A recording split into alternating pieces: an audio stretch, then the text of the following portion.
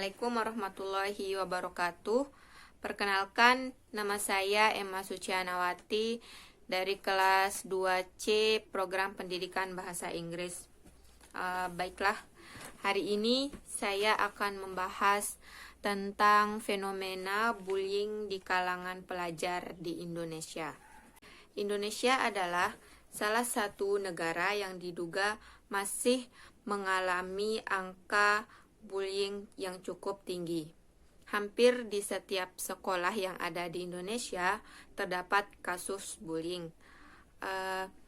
Hasil survei Kementerian Indonesia dari tahun 2013 sampai 2014, jumlah kasus bullying yang ada di sekolah meningkat menjadi 16%.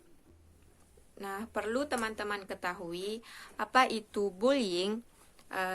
Bullying adalah suatu tindakan atau perilaku yang dilakukan dengan cara menyakiti dalam bentuk fisik maupun psikologis. Bullying ini dilakukan oleh seseorang maupun kelompok yang merasa diri lebih kuat dan menyerang korban yang lebih lemah ataupun lemah secara mental maupun fisik berulang kali tanpa perlawanan untuk membuat korban menderita. Selanjutnya saya akan menyampaikan pengertian bullying menurut beberapa ahli. Yang pertama yaitu menurut Wicaksono tahun 2008, bullying adalah suatu kekerasan fisik dan psikologis jangka panjang yang dilakukan oleh seseorang maupun kelompok terhadap seseorang yang dianggap tidak mampu mempertahankan dirinya. Yang kedua, menurut Sejiwa tahun 2008, bullying adalah sebuah situasi di mana terjadinya penyalahgunaan kekuatan ataupun kekuasaan fisik maupun kekuasaan mental yang dilakukan oleh seseorang ataupun kelompok. Dan dalam situasi ini, korban tidak sanggup melawan ataupun mempertahankan dirinya. Selanjutnya saya akan membahas penyebab terjadinya bullying yang dimana dipandang dari dua sisi, yaitu sisi korban dan sisi pelaku. Pertama, penyebab bullying dari sisi korban yaitu biasanya dikarenakan penampilan fisik. Penampilan fisik ini adalah salah satu penyebab yang paling umum terjadinya bullying. Penampilan fisik berbeda dapat meliputi kelebihan atau kekurangan. Penampilan fisik menjadi penyebab umum terjadinya bullying. Penampilan fisik itu dapat berupa berat badan, menggunakan behel, ataupun bentuk badan yang dianggap tidak seperti layaknya manusia biasa. Seperti itu akan membuat para pelaku bullying dapat menjadikannya bahan untuk mengintimidasi anak tersebut.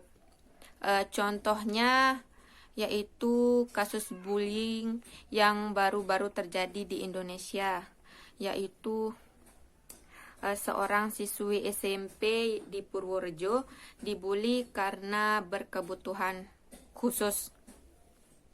Menurut video yang beredar, di dalam video tersebut terdapat tiga orang siswa laki-laki dan satu orang siswi perempuan. Siswi yang berinisial CA umur 16 tahun menjadi korban perundungan di dalam kelas, yaitu oleh 3 siswa yang berinisial TP 16 tahun, DF 15 tahun, dan UH 15 tahun. Dalam video tersebut terlihat bahwa ketiga siswa ini menendang CA karena tidak dikasih uang. Sebab kedua yaitu biasanya karena mencari perhatian. Terkadang pelaku tidak menyadari bahwa yang dilakukannya termasuk ke dalam penindasan karena sebenarnya apa yang dilakukannya tersebut adalah mencari perhatian. Saya mengambil contoh tidak jauh, yaitu saya sendiri. Saya dulu waktu SD saya pernah menjadi pelaku bullying teman-teman. Saya pernah membuli teman saya pernah menjambak rambutnya, saya pernah pukul dia. Saya melakukan tindakan itu karena supaya teman-teman saya itu tetap berkawan dengan saya. Karena waktu saya SD itu saya temenan sama preman kelas saya. Itu cewek-cewek. Tapi saya sudah berdamai dengan teman saya tersebut karena di SMA saya satu sekolah sama dia dan saya satu ekskul sama dia, jadinya saya sering mengantar dia pulang, menjemput dia untuk ekskul. Istilahnya saya dapat karma lah ya teman-teman.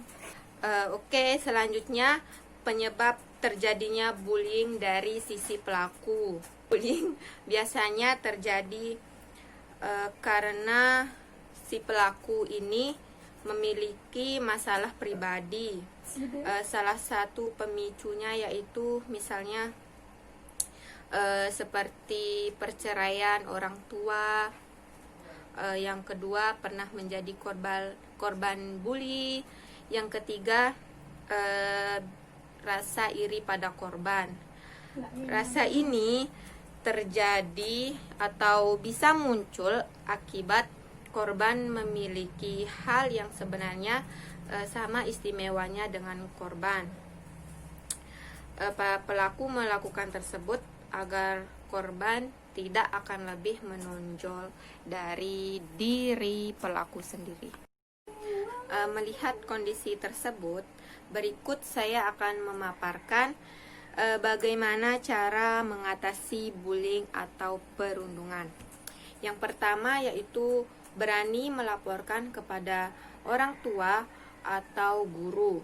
Bila terjadi bully, jangan membiarkannya dan menutupinya, karena itu akan memperparah keadaan dan semakin tidak percaya diri bergaul dengan teman-teman. Yang kedua, tingkatkan keberanian dan rasa percaya diri. Tunjukkan bahwa yang dilakukan oleh pelaku bully itu bukan sesuatu yang baik, bahkan juga merupakan sesuatu hal yang berbahaya.